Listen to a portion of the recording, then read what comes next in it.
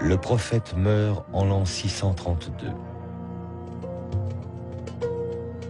À sa mort, la presque totalité de la péninsule arabique s'était ralliée à la foi monothéiste de l'islam. Mais le prophète ne laissa aucune indication quant à sa succession.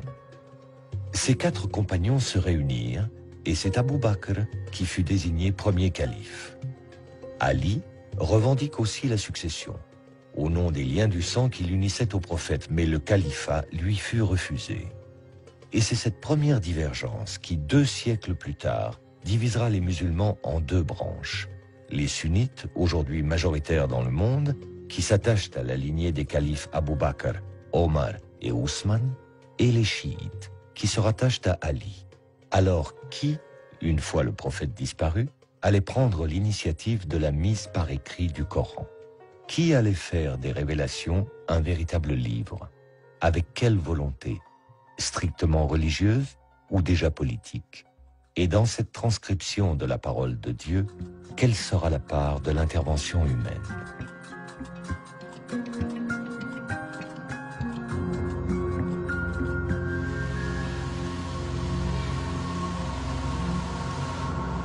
François Desroches est l'un des spécialistes mondiaux de l'histoire des manuscrits arabes. C'est à la Bibliothèque nationale de France, où est conservée l'une des plus importantes collections de manuscrits anciens, qu'il travaille actuellement sur des Corans provenant de Damas et du Caire. La mise par écrit du Coran semble avoir été un enjeu important pour les communautés musulmanes. Il y a, semble-t-il, la volonté de réaliser ce qui était une promesse contenue dans le texte coranique, celle d'un kitab, d'un livre qui se matérialise, et on a bien l'impression que transcrire le texte coranique correspondait à une urgence de posséder un livre qui faisait de la communauté musulmane la détentrice d'une écriture au même titre que juifs et chrétiens qui étaient peuple du livre, Ahl al-Kitab.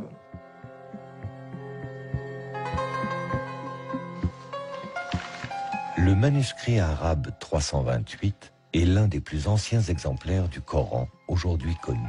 Écrit sur du parchemin, de la peau de mouton, il est daté de la seconde moitié du 7e siècle.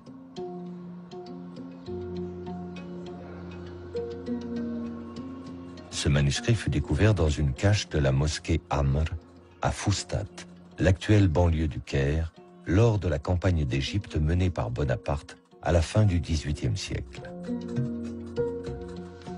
Les fragments de parchemin qu'il contient, écrits par plusieurs copistes, représentent environ la moitié du texte coranique. En plus de ceux qui se trouvent à la Bibliothèque nationale de France, d'autres fragments sont conservés à la Bibliothèque nationale de Russie à Saint-Pétersbourg, à la Bibliothèque apostolique Vaticane à Rome et dans une collection privée à Londres. Le manuscrit est particulièrement intéressant parce qu'il nous montre un certain nombre de caractéristiques de la transmission du texte coranique à l'époque ancienne, et notamment le fait qu'il était assez commun à ce moment-là de se mettre à plusieurs pour copier le texte sacré. Nous savons que le texte a été copié par plusieurs intervenants parce que les mains sont très caractéristiques. À côté de celle-ci, qui est sans doute la plus importante au sein du manuscrit, nous avons également un autre copiste et qui lui écrit dans un style beaucoup plus élaboré. L'écriture est de type Hejazi, du nom du Hejaz, la région d'Arabie où se trouvent la Mecque et Médine. C'est l'une des notations les plus anciennes de l'arabe, constituée uniquement d'un squelette de consonnes et donc d'une lecture très difficile. Il n'existait pas ou peu de signes qui permettent de distinguer des lettres identiques. Les voyelles brèves non plus ne sont pas notées. Quant aux sourates, elles n'étaient pas identifiées par un titre, mais juste par un espace vide qui les séparait. À l'évidence, par rapport au Coran actuel où la ponctuation, l'organisation du texte ne laisse place à aucune imprécision, les premiers manuscrits coraniques, avec leur écriture rudimentaire, pouvaient être source d'erreurs de lecture, voire d'interprétations différentes du texte sacré. Mais pour les premiers musulmans, le recueil de la parole divine pouvait-il courir ce risque? Restait à donner à ce livre, fût-il encore dans sa forme primaire, un statut central, unique. En un mot, un statut de texte canonique. Cette tâche que s'est consacrée le calife Ousmane, troisième successeur du prophète Mahomet, et dont le récit de la tradition musulmane a établi précisément les conditions et les enjeux. À l'époque du calife Ousmane, l'empire islamique s'est considérablement étendu. Au nord, vers les provinces de Cham, l'actuelle Syrie, mais aussi à l'est, vers les provinces de Perse, et à l'ouest, vers l'Égypte. Ces conquêtes ont incorporé à l'empire des populations converties à l'islam, mais ne maîtrisant pas la langue arabe. Et voilà pourquoi il y eut parmi les musulmans des désaccords concernant la récitation du Coran, notamment dans des endroits très éloignés de la Mecque et de Médine, ces berceaux de l'islam. Et les musulmans commencèrent à se disputer, en particulier lors de 2 batailles contre les Arméniens et les Azéris. Et l'un des plus proches compagnons du prophète Mahomet, qui portait le nom de Hudayfa, était présent lors de ces batailles.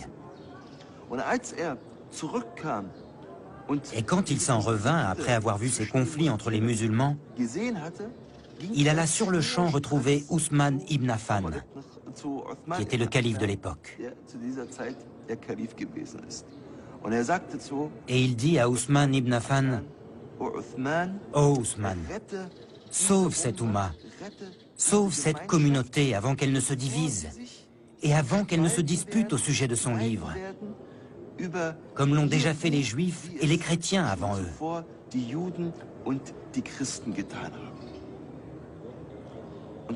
Et Ousmane ibn Affan prit cet avertissement très au sérieux. Et c'est la raison pour laquelle il fit convoquer une commission à laquelle il demanda de faire plusieurs copies du Coran. De Médine, les copies furent envoyées vers les principales villes de l'empire musulman. Vers la Mecque, Basra, Koufa, Damas et le Caire.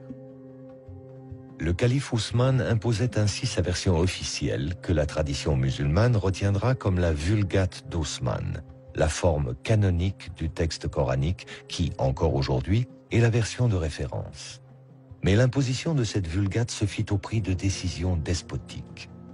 D'autres versions du texte coranique existaient dans l'Empire, concurrentes, avec un nombre de versets ou une organisation différente des sourates. Les plus connues furent celles de Ali, le cousin du prophète Mahomet, qui, selon la tradition chiite, aurait compté 3 fois plus de révélations coraniques que la Vulgate d'Ousmane, et celle d'Ibn Masoud, qui fut lui aussi un des proches du prophète. Le calife Ousmane interdit ces versions concurrentes à la sienne et demanda leur destruction définitive. Ibn Masoud, qui ne voulut s'y soumettre, fut publiquement châtié. Le règne d'Ousmane fut une longue crise.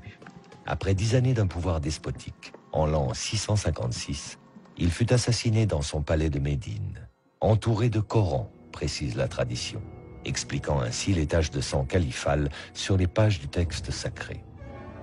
Les révoltés auraient accusé Ousmane d'avoir imposé par la force sa seule version officielle du Coran. Le Coran, c'était plusieurs livres et toi, tu les as réduits à un seul.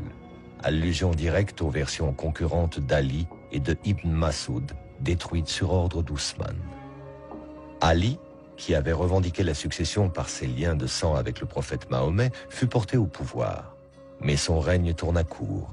Ali fut destitué par un jeune gouverneur de Syrie, du nom de Muawiyah, un proche du calife Ousmane. Ali est assassiné à son tour.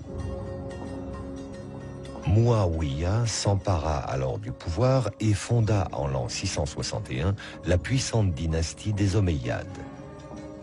Une dynastie sunnite qui allait régner sur l'empire musulman à partir de sa nouvelle capitale, Damas. «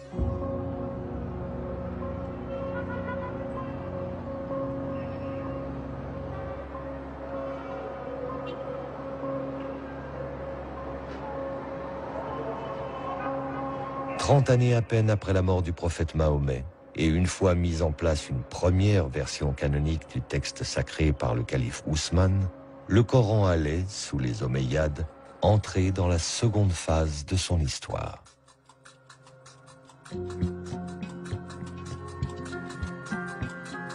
L'autre défi, d'importance, se trouvait du côté de Byzance et de son puissant empire chrétien gréco-oriental, lui-même héritier de l'empire romain. Les conquérants arabes musulmans lui avaient déjà ravi les provinces de Syrie et d'Égypte, mais pour le calife Muawiyah, l'influence de Byzance sur la Méditerranée restait un obstacle pour lui qui voulait porter l'islam vers l'Ifriqiya, la porte de l'Afrique du Nord.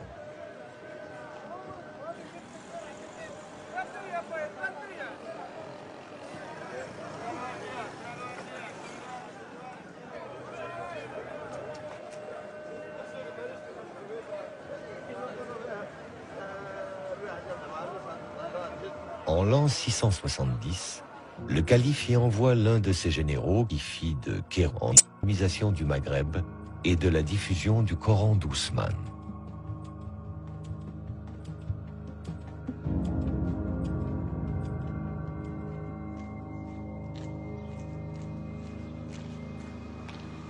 Le général y édifia une grande mosquée et les fidèles musulmans nouvellement convertis y furent regroupés autour du seul et unique Coran d'Ousmane. Au Coran apporté par les troupes omeyyades vinrent s'ajouter ceux que les copistes kérouanais commençaient à produire sur place. Ils allaient ainsi constituer l'une des plus grandes bibliothèques coraniques des premiers temps de l'islam. Et avec des territoires conquis de la Méditerranée aux confins de l'Asie centrale, l'islam pouvait affirmer sa puissance face à l'empire chrétien de Byzance comme troisième et dernière religion révélée.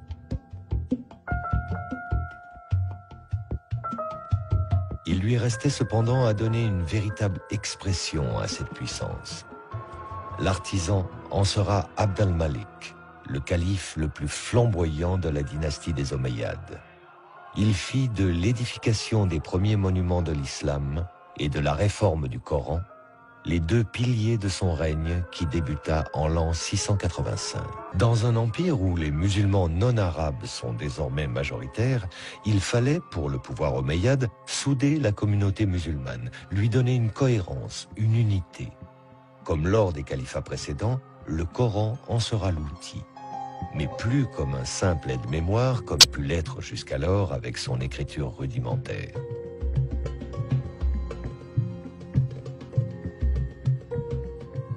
Pour le calife omeyyade Abd al-Malik, l'amélioration de la Vulgate d'Ousmane, au affectueux squelette de consonnes, il fit ajouter des ponctuations très précises.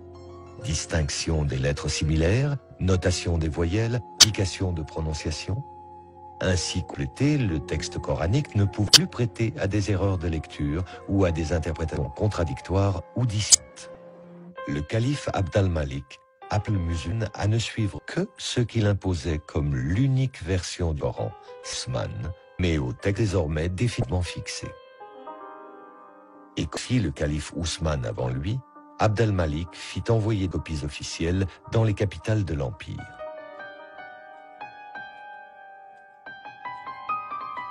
Moins d'un siècle à peine après la disparition du prophète Mahomet, l'islam, au même titre que les deux religions révélées, détient son livre.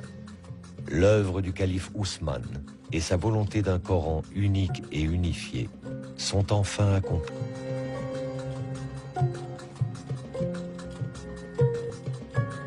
La Vulgate d'Ousmane, vénérée par la tradition musulmane, est la seule référence pour l'édition du Coran aujourd'hui dans le monde.